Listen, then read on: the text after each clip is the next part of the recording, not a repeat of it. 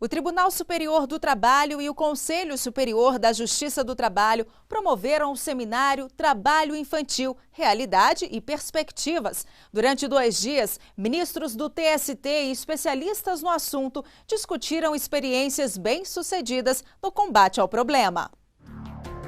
Está previsto na Constituição: menores de 16 anos não podem trabalhar apenas aos 14 anos, na condição de aprendiz.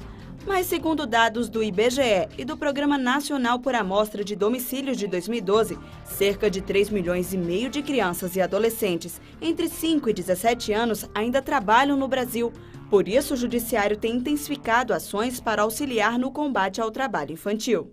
O TST e o CSJT criaram um programa de erradicação do trabalho infantil da Justiça do Trabalho com uma série de iniciativas como o seminário Trabalho Infantil, Realidade e Perspectivas.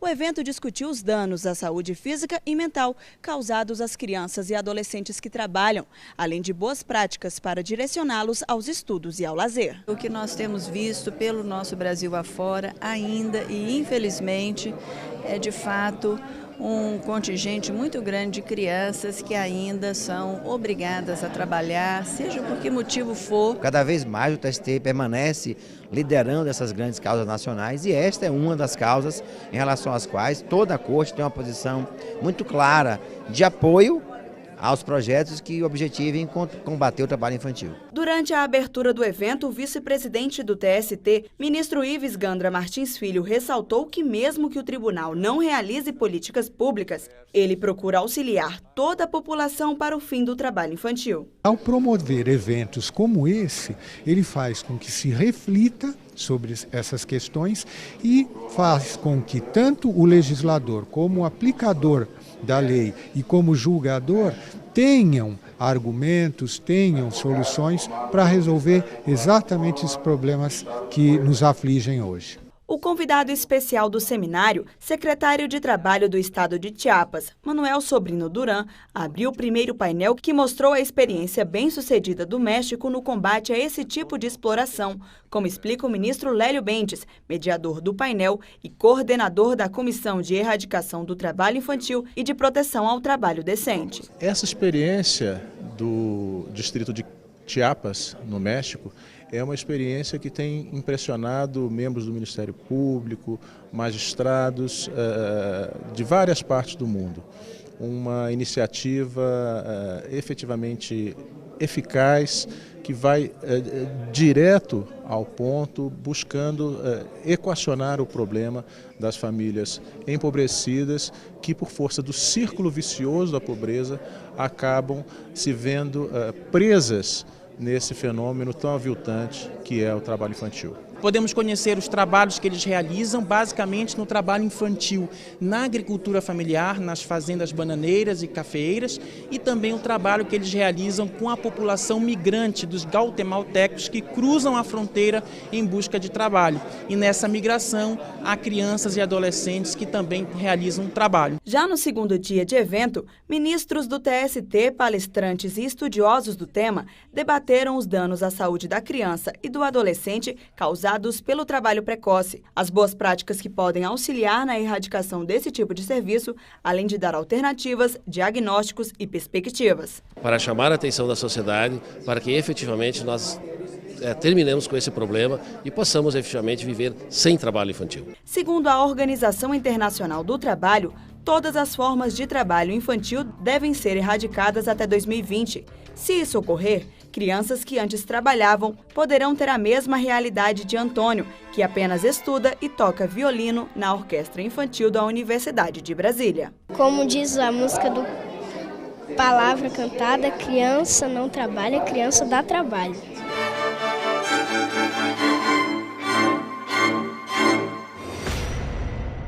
E sobre o combate ao trabalho infantil, eu converso agora com o secretário de Trabalho do Estado de Chiapas, no México, Manuel Sobrino Duran.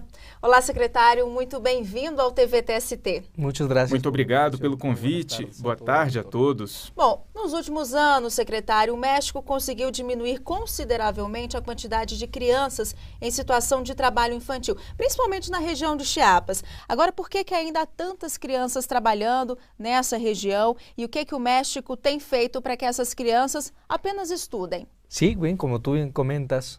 Sim, como você bem comentou, o México, o governo e a República conseguiram diminuir os números do trabalho infantil. No caso de Chiapas, conseguiu diminuir as taxas de ocupação de 13,3% para 10,9%. Em números, são 27 mil meninos e meninas que hoje já não trabalham em Chiapas. Como alcançamos isso e quais são as principais causas? A principal causa é a pobreza, que impede as crianças de irem à escola, e esse é direito fundamental da educação obrigatória e que é obstruído pela falta de oportunidades. Em Chiapas, temos 12 grupos étnicos que falam línguas diferentes. Isso dificulta para que possam ter oportunidades e alternativas. A economia formal está incluída no tema desenvolvimento econômico. Chiapas está dando às famílias chiapanecas uma alternativa para que os pais e mães ou tutores encarregados desses menores estejam trabalhando através dos programas que focalizamos em apoio às famílias chiapanecas. Os menores que não estão na idade permitida para poder trabalhar vão para a escola. E hoje, em Chiapas, temos um projeto muito importante que praticamos, que é o Programa Nacional de Atenção aos Imigrantes e às Crianças Imigrantes, que estão nas fazendas de café, onde temos a maior presença do trabalho infantil. Quando o governo identifica uma criança em situação de trabalho infantil, quais são as medidas tomadas imediatamente? Em Chiapas temos 6 pontos oficiais. Em Chiapas, temos 6 pontos oficiais de fronteira com a Guatemala. Diariamente entram mais de 500 famílias com seus filhos e temos um controle de todas essas pessoas. A que centros de emprego vão, por quanto tempo, quais são as atividades que vão prestar dentro desse centro de emprego. Além disso, incrementamos os atos de inspeção através da Secretaria de Estado do Governo do Estado de Chiapas para resguardar as condições gerais do trabalho e os direitos fundamentais dos trabalhadores imigrantes e também dos trabalhadores chiapanecos. Também dos trabalhadores chiapanecos. E, finalmente, uma estratégia que nos ha funcionado. E, finalmente, uma estratégia que está funcionando muito bem no tema educativo.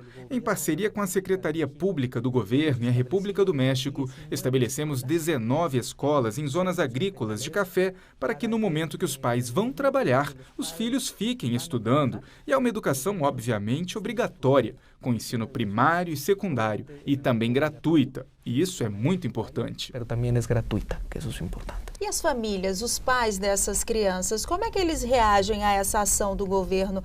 Eles compreendem? Qual que é a justificativa desses pais? Nesse